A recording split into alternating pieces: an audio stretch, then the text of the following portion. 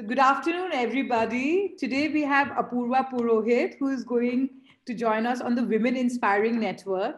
Since you all know that Women Inspiring Network took shape during lockdown, we've had a great reach of 3,000 plus women members on our platform. And we've done amazing series on films and winning minds with our partners like Inox and Business World and have had a reach of 10 million people. We've also done mental health stories on our platform. And we've seen young professionals and youngsters passing out from college sharing their stories. So I'm really, really excited today to meet Apurva Purohit virtually. She's an Indian businesswoman, president of the Jagran Prakashan. The Jagran Prakashan Limited owns publications like Dainik Jagran, Midday, iNext, Inkalab, along with the private FM radio station Radio City. And I'm very, very keen to know, as she's the author of national best-selling book, Lady, You're Not a Man, The Adventures of a Woman at Work, which was published by Rupa Publications. She launched her other book, which was Lady, You're the Boss. I love the name, by the way. And she's also been ranked as one of the most powerful women in business as per the India Today group and Fortune India in 2018-19, and of course, for many, many years now. And ma'am, in your own words, tell us a bit about your journey. So my journey has been fairly normal, happily normal, I would say, in the sense that from a middle class background, my father was a government servant, my mother was a teacher, and education was, our primary focus, and education was something that was driven into our mindset, me and my siblings, that this is what you have to do. This is your only purpose in life. So I studied science. I was a good student. I got into management in IIM Bangalore, which, as you know, is one of the marquee management institutes in the country. And post that, I've been working for the last 32 years now, and all of it in media. I think the highlights of my journey really are when I look back, and what I feel very pleased with is, one, our upbringing, because as children of somebody in the government, we used to live in these very multicultural, diverse colonies. We moved from city to city every 3 years. One packed our bag, and in fact, our drawing room sofas used to be the boxes over which we used to sit, and which were used to pack our trunks and move city to city. So I've lived in all parts of the country, and therefore the ability to mix into any culture, the willingness to accept diversity, the understanding that all humans are part of one family, was something that was informally and with accidentally, I would say almost accidentally embedded into us. And today, when we see so much divisiveness around us, I'm so happy with that upbringing. And I think the second thing that I would like to say is that I got leadership roles very early on in life. When I was 29, I was running a business. When I was 35, I was head of ZTV. I think these are the two things which really define my background. I'm really, really amazed to know that, because, of course, I'm sort of connected running a communication agency. So I, of course, understand how the media pace can be so hectic and dynamic, but it's also a lot of fun. It's challenging and it's a lot of fun. So, ma'am, I'd like to know one incident, which changed the course of how you thought. Any failures or obstacles, or anything which you'd like to share with us, which made your entire thought process changed. So, as I told you that I studied in IIM Bangalore, and I remember the first year when I got into the institute, and my background was that I had been a topper throughout school and college. But when I went into the institute, I realized that there were extremely smart and brilliant people around me, many of whom actually had either work experience or were engineers, etc. I was one of the few non-engineers. I was one of the few women. So we had a batch of 120 with only just 9 women in our batch. And I had no work experience.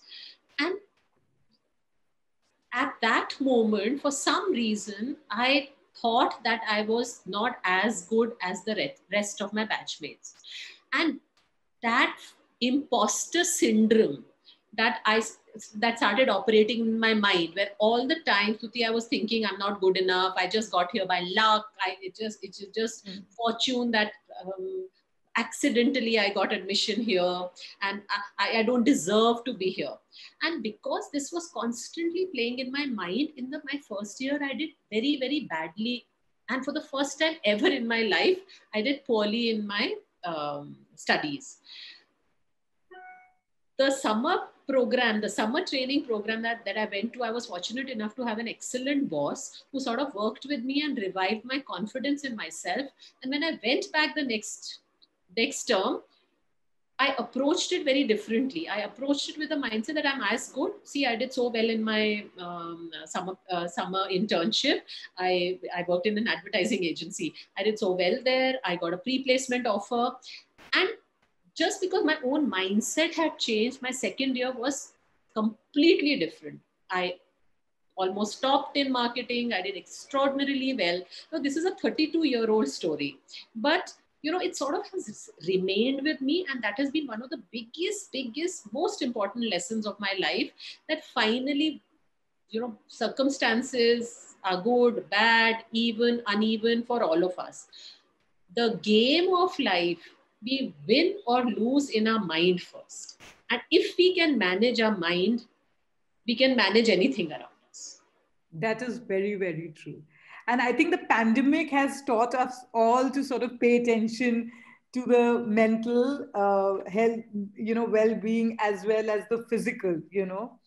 And tell us, what has been your vision as the president while running India's largest multimedia company? So Jagran, as you're aware, is one of the oldest media players in the country. It is the Dainik Jagran is the largest read newspaper in the world, and it is the number one paper in the one of our key and most important states, which is Uttar Pradesh. Apart from that, it has verticals in radio, in digital, in outdoor activation, papers like Midday, etc. It's done extraordinarily well in the last several decades of its presence. The vision for the future, and when I think about Jagran version 2.0, as it competes in an increasingly digital world, is twofold. One, I think for the brand, that the credible content that we provide through our various verticals, be it radio, print or digital, the credible content that we provide, increasingly we become more and more platform agnostic. And whatever platform comes our way, whether it is a digital platform, whether it is tomorrow one robo who's reading out news, whether it is whichever format that the consumer wants to access his news and information needs, we should be the most credible provider in the space of news that we have always been good at, which is tier 1 towns in the north, right? I think that's my foremost vision for the brand. As far as the organization is concerned, I think increasingly, even before the pandemic, we were dealing with a very different generation, the millennials, more and more millennials coming into the workforce, a very different mindset. The pandemic has ensured that this mindset has changed even more, as we were just discussing, this desire to work from home, this desire to have more flexible options at work. I think what I would like the Jagran culture to be is to be able to deal with this diversity of generations in employees that we are dealing with, deal with the diversity of consumers that we are going to interact with, as a foremost thinker in building fresh new cultures. Yeah. See, that's something I really agree with, because the pandemic has taught us all to re-strategize and re-look at how we're doing things. You know, it's also made us conscious, uh, in some way. I'd also now want you to tell us about your experience and writing a national selling book and the title behind the book. Please throw some light on that. So many years ago, as I was telling you, I was one of the earlier women leaders in the country in corporate India. And I recognized the fact that there were not too many women at the top, because there were such few women at the top. The default gender of leadership is always seen as male. So when you think of a leader, you think of him as being male. When you think of leadership qualities, they are always the male qualities of aggression, strength, power, uh, direction, being directive, etc., etc. So that bothered me a lot, and I realized that that is also harming the mental makeup of younger women who are entering the workforce, but also leaving it fast because they don't see enough role models at the top. So to change this paradigm, now I can't produce many women leaders. It'll take its due course. But what I can certainly do is to talk to young women and tell them that yes, the journey is tough. There are going to be a lot of challenges, but you can do it. If I could do it, so can you.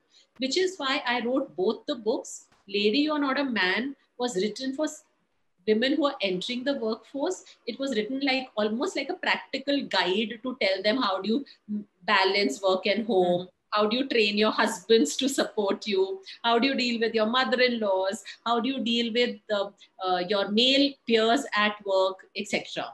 So the idea being that there is a way, if you accept certain realities about yourself, if you adapt, use your ecosystem to support you, you can succeed. The second book, which is Lady, You're the Boss, I wrote for slightly more senior women. And I realized that as you grow senior, the set of challenges you face are different from women at the entry level. Here, you are amongst the few women in the room, and therefore, there's even more pressure on you. You've reached a certain stature, but you're also very lonely because there's nobody to talk to. You may be looking outwardly very confident and in control and figured out how to balance home and work, but that imposter keeps on raising its ugly head and saying, oh, you got here by happenstance. It's only good fortune that you're here. It's not because of you. I wanted to change that thinking in the women's mind, that you should own your success. Ma'am, you are really striking a chord with me because, as I mentioned, the Fortune program changed my perspective. And then I'm on the advisory board of Dell, which has a program for women entrepreneurs all across the world. And exactly, some of these things, if we all do our bit, like the change which will come in India will be huge. I mean, that's precisely the reason even Women Inspiring Network took shape. And we, of course, it's like a movement to pay it forward. We can't do everything ourselves, but we need women leaders like you to have the right messaging and inspire our viewers with such stories. Ma'am, tell me, how can what would be your advice to women, especially in T2 and T3 cities currently, who are out there?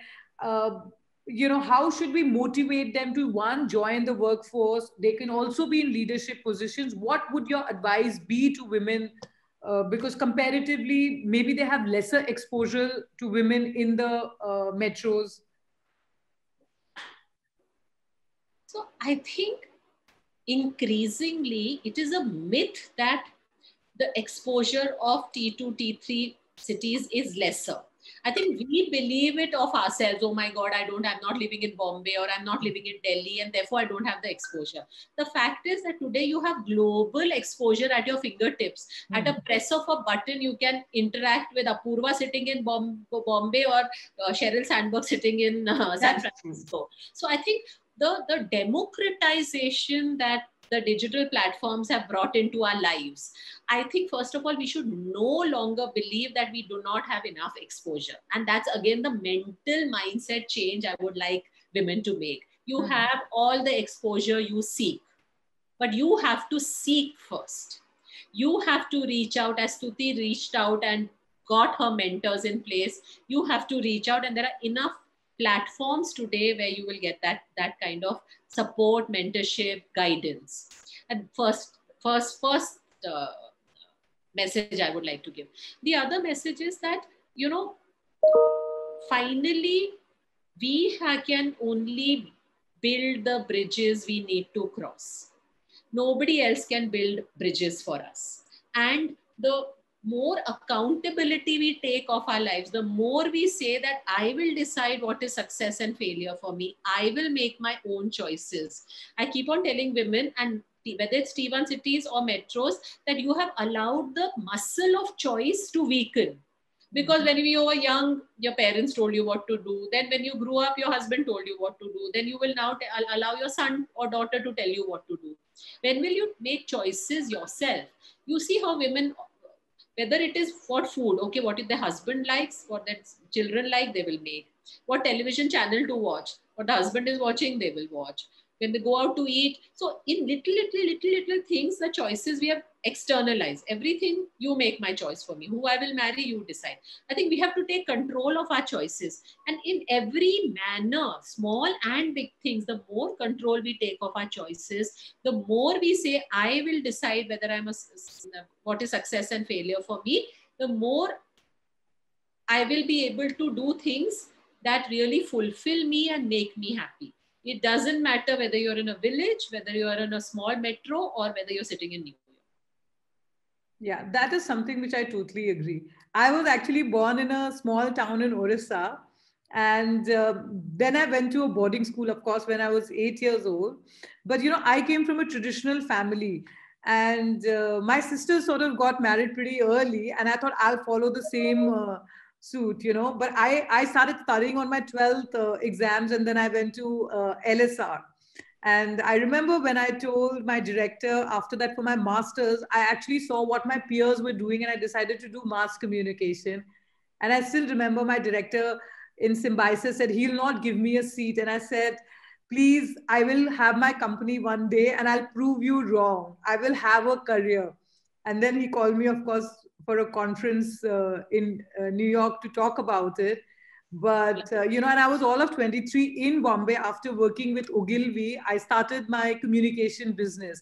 So I know that, and, that was many years back. But now, of course, I know that it's much easier. So, I mean, it cannot be where you're sitting. Maybe, and I think pandemic has also taught us to reach people virtually. Like, we are always having these calls with other women leaders in different countries.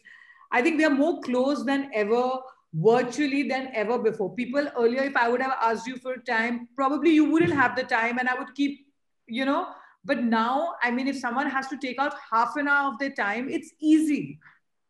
So, Absolutely. So that is something I truly believe in. Ma'am, I'd like to know, what does it take to be one of the most powerful women in business? And especially in India, you've done it for many, many years with different groups. So tell us your success mantra, your tips. I think all of us over a period of work figure out what works for us, what we believe has contributed to our good fortune, our success. I would say 2-3 things. I think one is clearly that positive mindset and that lesson that there is an imposter sitting in all of us and we have to keep beating down its head and saying, no, I am good enough. I am good enough. That self-talk that one needs to do so that we can keep our minds positive was my first success mantra, and I use it repeatedly. It's not that I don't suffer from imposter syndrome. It's not that at certain new and unexpected changes I don't get a little disconcerted, but I keep on telling that I'm as good as anybody else around me. And the battle I will first win in my mind before I go out and play. So that's the first thing. The second thing is this whole concept, which I strongly urge people to have, which is, having personal accountability. That you have to say that whether it is success or whether it is failure, I own it. And the moment I own my failure, I will also be able to have that solution mindset to find solutions. If I don't own my failure and externalize it and say, what could I do? The economy was so poor, I couldn't do my numbers. Or what could I do? I couldn't connect through Zoom, so I couldn't do my talk with Suti. If I keep on externalizing it, I'm not going to find solutions. If I say, I'm doing something wrong, which is why I'm not being able to connect to that Zoom call, I'll figure out what I'm doing wrong, right? Rather than saying, oh, it's a network problem. So in small things and big things, owning your failures. And the third thing is, I think success, the meaning of success changes over a period of time. When we were young, meaning of success was doing well in your exams. When we started working, obviously meaning of success was doing well in becoming account executive, senior account executive, Ogilvy, then general manager at Ogilvy. As in every decade of your life, the meaning of success, I think, needs to change. Today, for me, the meaning of success is to be able to ensure that the people I mentor, the people, the CEOs who work for me, they become successful. That experience and wisdom and learning I've gathered in the last 30 years, how can I transfer it to them so that they become successful? I think accepting that success and its definition has to change helps us evolve. So my third and final mantra of success is that we need to constantly grow and evolve. We cannot remain either in the same mind space with the same goals that we had when we were 20 and when we were 30. Yes. You've really summed it up very well. So, ma'am, I'd like you to give us like an inspirational, a winning message for all our viewers. Please give us a winning message for all our viewers today. Each one of you today is in a particular space where many serendipitous accidents had to happen. Choices were made by our forefathers and our the history behind us to bring us to a particular path. Whichever point that you are in, whether in a small town, whether in a big town, whether an entrepreneur or a corporate executive, whether working or not working, you have come to this particular space, and I call it the run bhumi.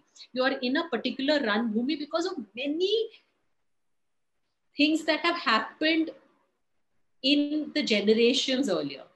It is good fortune that you are in this particular space and time.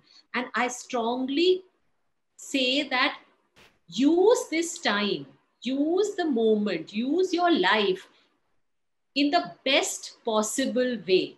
You are unique. You have unique talents. You have unique skills. You have different skills from your sisters, from your neighbors, from your bosses, from your husbands, from your wives. Use those skills in the best possible way, and you need to become the best version of yourself, not the best version of what your parents want you to be, not the best version of how you see your neighbor is, but the best version of your unique talents and your unique skills and the unique space that you are in. Thank you so much, ma'am, for inspiring us. That was truly, truly inspirational. I'm getting goosebumps. And thank you on behalf of the Women Inspiring Network team for joining us. Our hashtag is WIN. Please follow us on Instagram and Facebook. And I look forward to many more conversations with you, ma'am. Thank you once again for sparing your time and inspiring Thank you so much for calling me, and all the best to you. Thank you.